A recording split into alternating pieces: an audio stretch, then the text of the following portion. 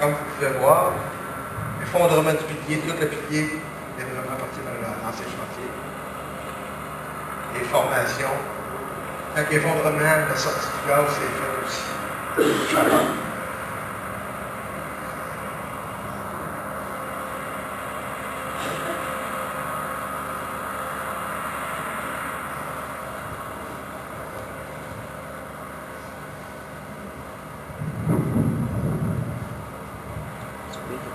Capable de garantir qu'il n'y en aura pas.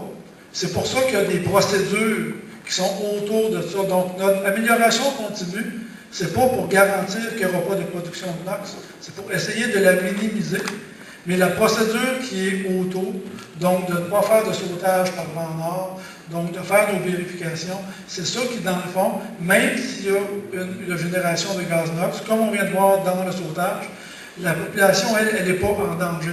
C'est ça qui est important. C'est une priorité pour nous, mais je vais être sûr que tout le monde le comprenne bien parce qu'on entend plein de choses, puis les gens disent qu'il y a moyen de faire des sautages et qu'il n'y aura pas de génération de gaz NOx. Sur presque tous les sautages, il y a une certaine quantité de génération de gaz NOx, ce qui ne veut pas dire qu'il est dangereux. Le gaz lui-même est toxique. Le nuage, si on s'était mis la tête dans le nuage, lui, c'est pas bien. Mais il n'y a personne là. C'est pour ça qu'il y a une procédure alentour du sauvetage qui permet de ne pas exposer, un, nos travailleurs, deux, la population, trois, pour les gaz de ça. Est-ce que vous avez des preuves comme quoi il n'y a jamais eu de gaz NOx qui a atteint les zones habitées? Est-ce qu'il y a des preuves de ça? Est-ce que c'est seulement des bonnes intentions? Là? J'aimerais savoir. Est-ce qu'il y a des instruments de mesure, en fait, qui peuvent nous garantir qu'on n'est pas affecté par les fameux gaz NOx, comme vous appelez?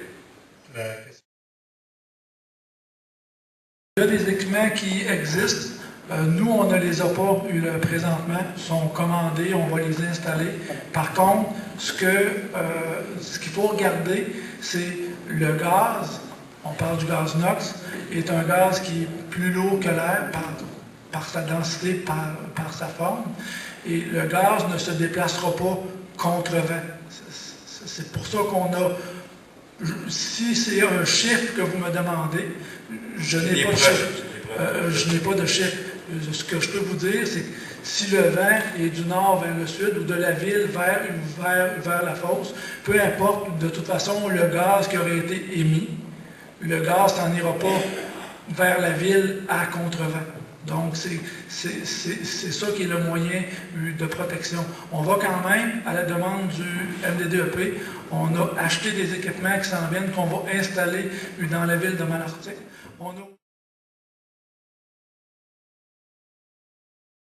Je vais répondre à la première question.